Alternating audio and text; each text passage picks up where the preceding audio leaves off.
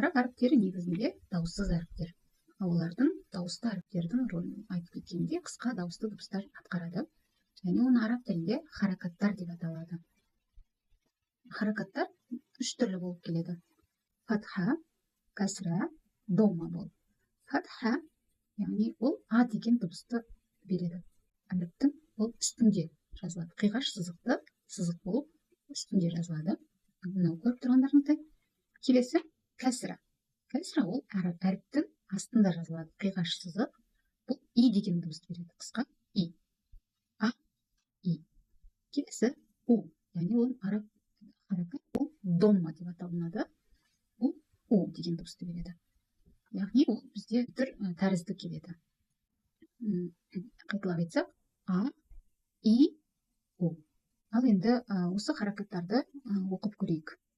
Яғни, мысалы, р деген әріп бізде р, а, р, р, и, ри, р, у, ру.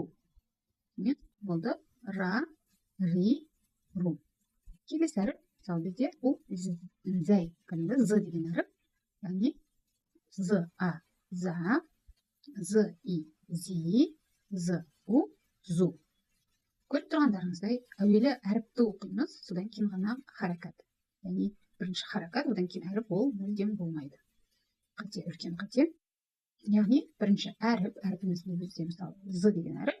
З, а, за, з, и, зи, з, у, зу, за, зи, зу. Келесі әріп бізде мысалы м деген әріп, ол ма, ми, му, ма, ми, му. Харакаттарды таныстырып кеттік. Енді әріптерді бастайық. Алғашқы әріпіміз ол әлиф әрпі. Әлиф. Яғни әлиф әрпі бұл өзінен кейінгі әріптерге жалғанбайтын әріптердің бірі. Яғни алты әріп бар дедік. Алты әріптің осы өзінен кейін жалғанбайтын әріптердің бірі болып есептеледі. Ол тілдің қатысуынсыз тамақтың ұшынан ауаны еркін шығару арқылы айтылады.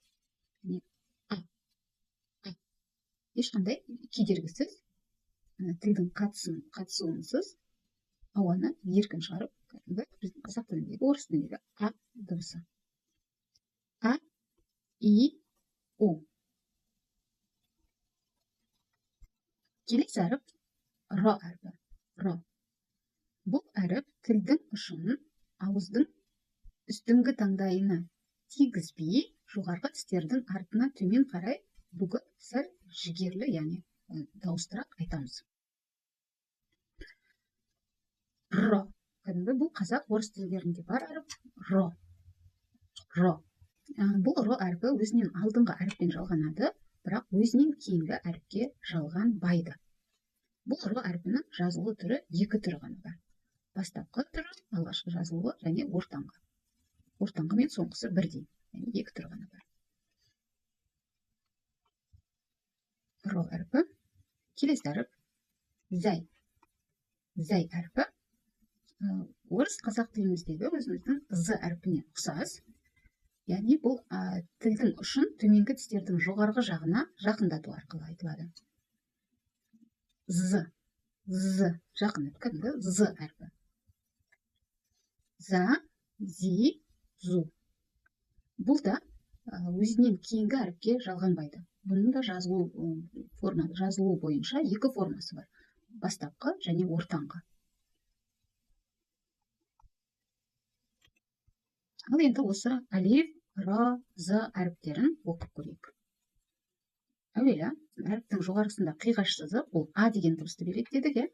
А, и, у. Келесі р әрпіміз. Р әрпі.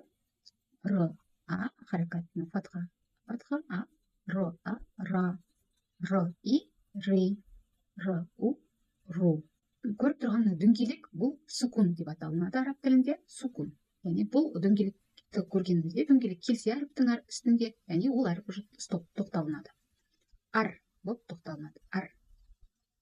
Мынау төменнің астында ир. Мына әріпті оқимыз ур. Келесі әрпіміз зәй. Зәй әріпі з. З, а, за, за, з, и, зи, зи, з, у, зу,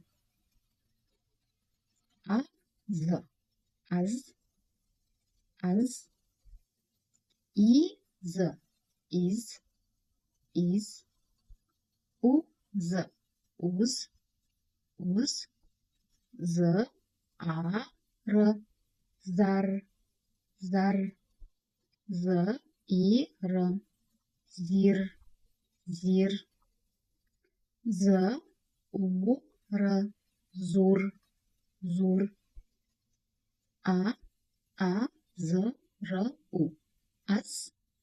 Сукун дедік, нам тоқтаймыз. Ас, ру, ас, ру.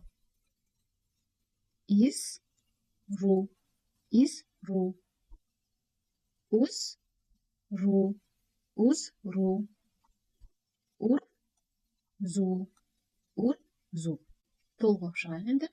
За, зи, зу. Аз, из, уз.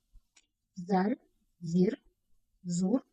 Az, ru, iz, ru, uz, ru, ur, zu.